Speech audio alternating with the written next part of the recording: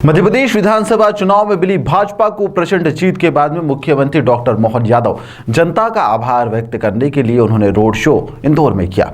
मुख्यमंत्री ने बड़ा गणपतिया भगवान श्री गणेश के दर्शन करे, पूजन अर्चन की, रोड शो की इसके बाद शुरुआत कर दी। वहीं पर राजवाड़ा स्थित मां अहिल्या की प्रतिमा पर माल्यार्पण करते हुए सभा को भी संबोधित करते हुए रोड शो का यहां पर समापन हुआ।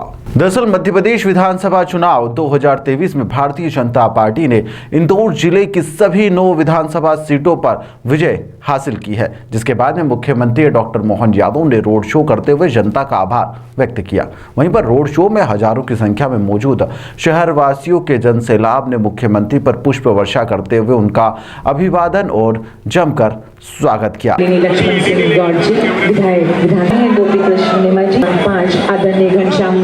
वहीं पर मुख्यमंत्री डॉक्टर मोहन यादव ने राजवाड़ा स्थित माता अहिल्या की प्रतिमा पर माल्यार्पण करते हुए सभा को संबोधित किया।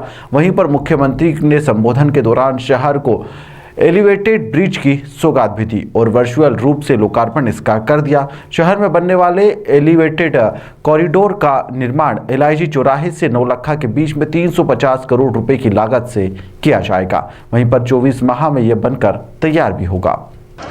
सर उन्हें आने दीजिए, प्लीज उन्हें आने दीजिए।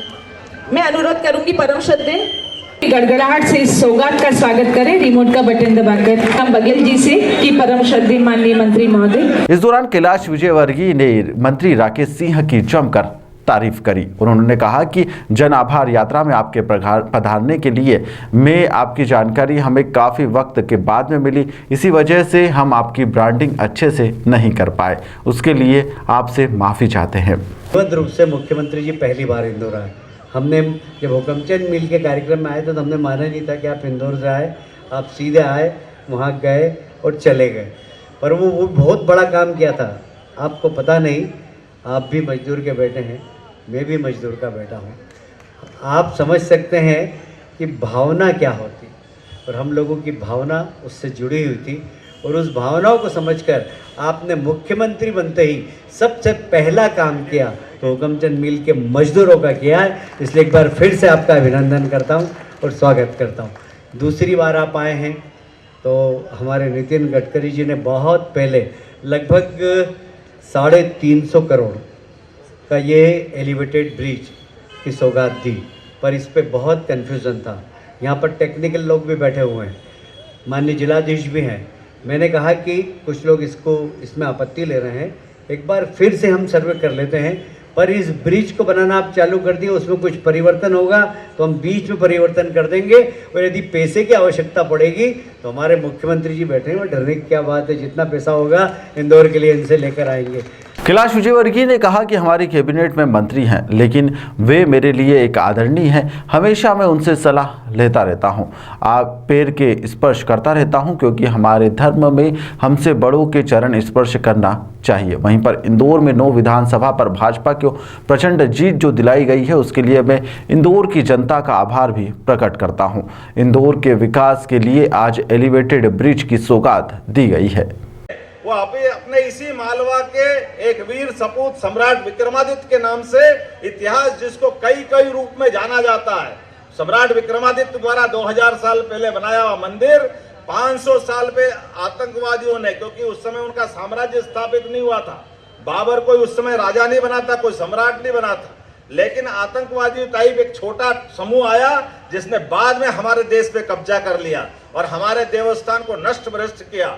मुझे इस बात की प्रसन्नता है, सुप्रीम कोर्ट के निर्णय के आधार पर यशस्वी प्रधानमंत्री के नेतृत्व में सुप्रीम कोर्ट के निर्णय का पालन कराते हुए यशस्वी प्रधानमंत्री डंके की चोट शिलान्यास समारोह में भी बैठे थे, और अब हमको मालूम है भगवान का गर्भगृह में अगर उनका प्राण प्रतिष्ठा का कार्यक्रम होगा तो निश्चित रूप से वो अवसर हम सबके लिए एक अविस्मरणीय अवसर होगा।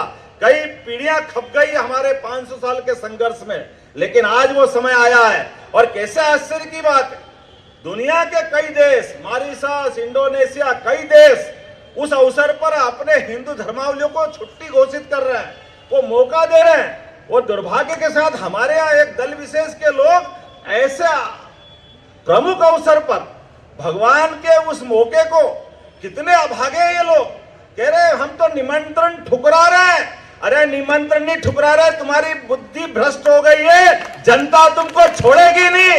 ये जो पाप आपने किया है, बताइए कोई सोच सकता है ऐसा क्या?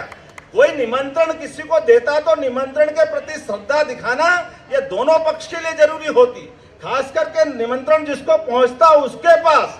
लेकिन प्रेम भाव से दिया हुआ निमंत्रण, और ये तो निमंत्रण देने वालों का कितना उदार भाव होगा कि निमंत्रण देने वालों को भी मालूम था कि सदैव कांग्रेस ने भगवान राम के मंदिर के बनने को मामले को उलझाए रखा।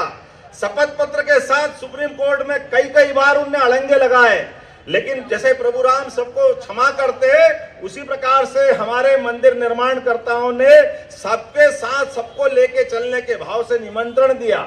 लेकिन किस ढंग से ठुकराया गया निमंत्रण। इंदौर मां अहिल्या की नगरी में आज मैं जन आभार रैली के लिए आया था। इंदौर ने पिछले विधानसभा चुनाव में 9 की 9 विधानसभा प्रचंड बहुमत से जो जिताई है, भारतीय जनता पार्टी की सरकार बनी। उस सरकार के मुखिया होने के नाते से मैं अपने सारे मतदाताओं का, इंदौर वासियों का आभार मानने के लिए आया था और मुझे इस बात की प्रसन्नता है, दिल की अंदर गहराई से स्वागत किया है। वो भूतो न भविष्यति में सबका आभार भी मानता हूँ। और साथ साथ अवसर पर 350 करोड़ के रोड का जो नया भूमि पूजन किया गया, ये इंदौर की ट्रैफिक समस्या को समाधान करने में बहुत बड़ी भूमिका अदा करेगा। मेरी अपनी ओर से इस अवसर पर इंदौर के सारे नेतृत्व को बहुत बहुत बधाई। ताज़ा खबरों के लिए सब्सक्राइब करें JSR टाइम्स और साथ ही नोटिफिकेशन पाने के लिए बेल आइकन को दबाएं।